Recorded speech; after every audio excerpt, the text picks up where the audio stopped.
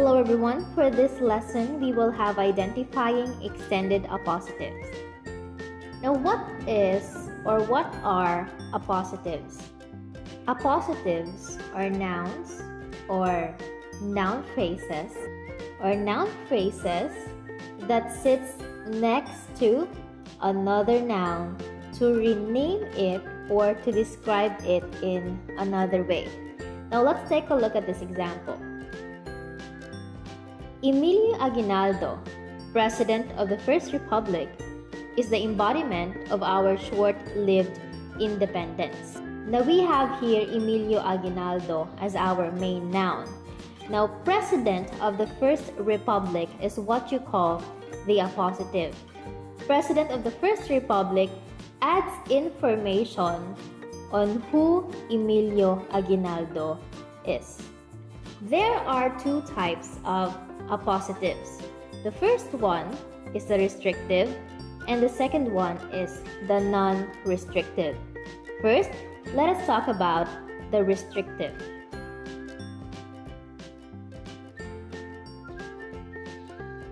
Restrictive appositive is essential in understanding the noun or noun phrase being focused on. Take note, it is essential or it is important in understanding the noun or the noun phrase being focused on or understanding the sentence as a whole. Now let's take a look at this example. My friend Alea went home to Makato last year. Now we have here Alea as an appositive, and this is an example of restrictive appositive. Why?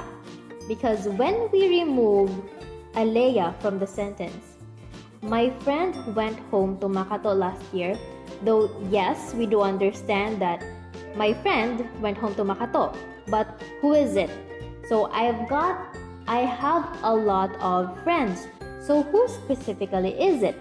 So by stating that it is Alea, then we get to know who specifically, or we understand the sentence better by adding the appositive or the restrictive appositive Alea. Okay? Let's have another example. The national hero, Jose Rizal, is loved by every Filipino. Now we have here Jose Rizal. Jose Rizal is the restrictive appositive. If we remove Jose Rizal here, if we cross this out, the national hero is loved by every Filipino. So who's that national hero? Is it the national hero of the Philippines, which is Jose Rizal, or is it the national hero of the United States or other country, which is still loved by every Filipino, right? So by adding that restrictive appositive, Jose Rizal, it made the sentence clearer. Now, if you may notice, these appositives or the restrictive appositive are not separated by commas. It is directly linked with the principal noun or our main noun, okay? Now, let's go to the non-restrictive. So, the non-restrictive is an information or an appositive that is not relevant in understanding the sentence. It's not important. It's either you add it or not, the sentence still makes clear sense. Let's take a look at this example. Alea, my friend, went home to Makato last year. As you may notice, it's the same example, but I rearranged the words. Okay? So we have here my friend as the non-restrictive appositive. So even though we remove my friend here, Alea went home to Makato last year, the sentence is still clear. Who went home to Makato last year? It is Alea. So regardless if friend or not, still the sentence is clear. It's not vague. It's not ambiguous. Okay, let's have another example. Jose Rizal, the Philippine hero, was acknowledged by the Katipunan. So we have here the appositive, the Philippine hero. Even though we remove the Philippine hero here, again, the sentence still makes sense. Jose Rizal was acknowledged by the Katipunan.